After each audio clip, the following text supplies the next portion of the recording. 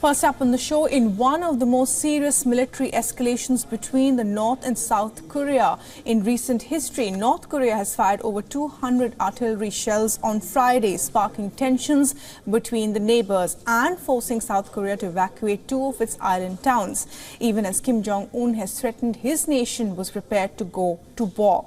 Now, the two islands that came under attack were Pyongyang and Yongpyong.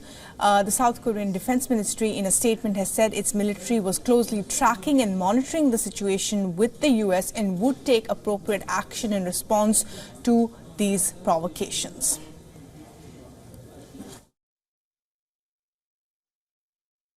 This was North Korea resuming artillery firing inside the buffer zone of the West Coast after unilaterally announcing the annulment of 9.19 military agreement back in November 2023. It is a provocation that threatens peace and heightens tension in the Korean peninsula.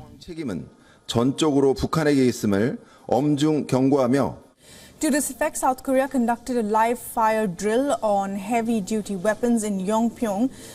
This is home to just over 2,000 residents who were evacuated, and troops are also stationed there. It is situated about 120 kilometers west of Seoul.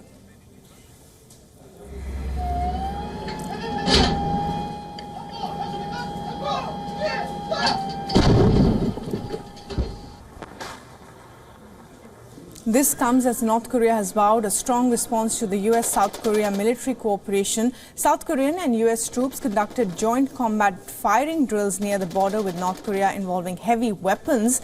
The drill took place over a week that ended on Thursday. Last week, in a key ruling party meeting, the North Korean leader vowed to expand the country's nuclear arsenal, launch 3 additional military spy satellites and build up its military this year. Kim Jong-un cited the recent joint US-South Korea drills as a reason to acquire overwhelming war readiness. Now, China has meanwhile called for restraint from all sides after the latest launches. Beijing's foreign ministry has urged for the creation of conditions for a meaningful dialogue.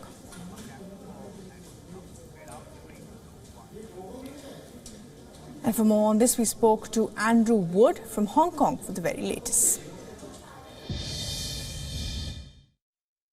Well, there's been a severe deterioration in relations between North Korea and South Korea over the past year, mainly because North Korea has fired a lot of missiles, test firing of missiles that have either landed in the Sea of Japan, which the Koreans call the East Sea, or flown over Japan and into the Pacific Ocean.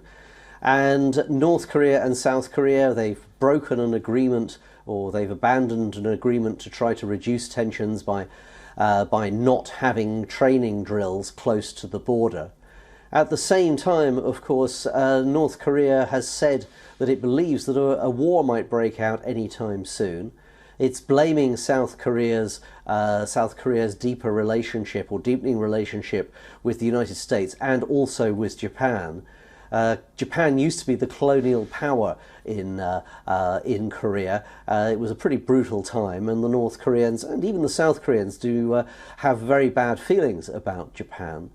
So this is the latest thing. Now, these little islands are about 120 kilometers out to sea, about 2.5 hours ferry ride from Seoul, close to the maritime borderline, demarcation line.